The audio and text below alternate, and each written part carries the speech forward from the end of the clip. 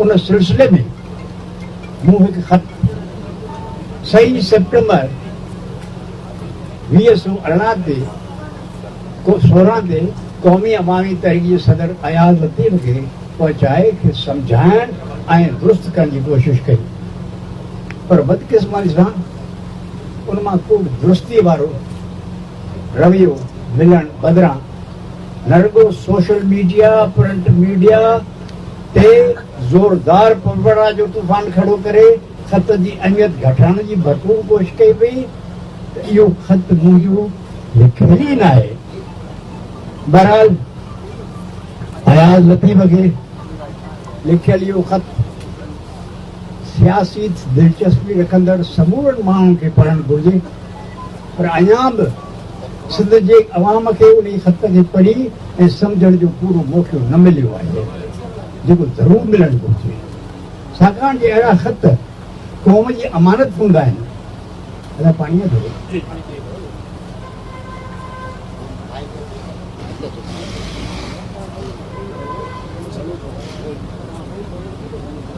ऐं तारीख़ जो हिसो रहंदा आहिनि। आऊं ऐं मुंहिंजा हज़ारे रफ़ीक जिन मां कुझु अॼोकी हिन तारीख़ी इजलास में मौजूदु आहिनि, असां सम्झो त क़ौमी अवामी तहरीक ते सिधी या अणसिधी तरह अवाम दुश्मन क़ुवतुनि जो कब्ज़ो थी चुको आहे। तंहिं करे हिन सूरत हाल खे साम्हूं रखंदे हेठि अॼु उहो तारीख़ी ॾींहुं बि आयो आहे जॾहिं अॼु सॼे सिंध मां गॾु थियल अवामी तहरीक जी अहम अॻवाननि ऐं कारकुननि गॾियल तरह इजलास करे तय कयो आहे त अवामी तहरीक ई हुई जंहिं मज़ा क़ौमी अवामी तहरीक जोड़ी वई हुई। तंहिं करे मथीं सूरत हाल खे साम्हूं रखंदे असां क़ौमी अवामी तहरीक खे रद्द कंदे ऐं अशरोफ़ी अवामी तहरीक जी बहालीअ जो ऐलान कयूं था।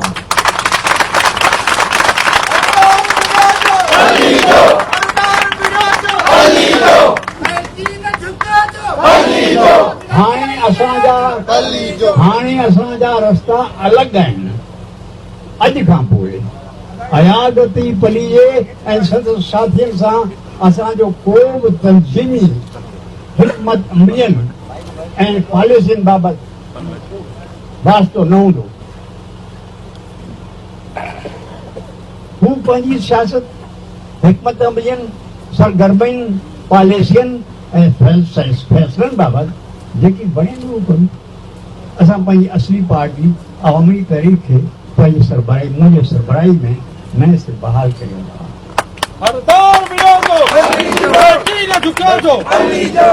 असां अवामी तहरीक जी तंज़ीम साज़ी ऐं सियासी सरगर्मियुनि खे जारी रखण लाइ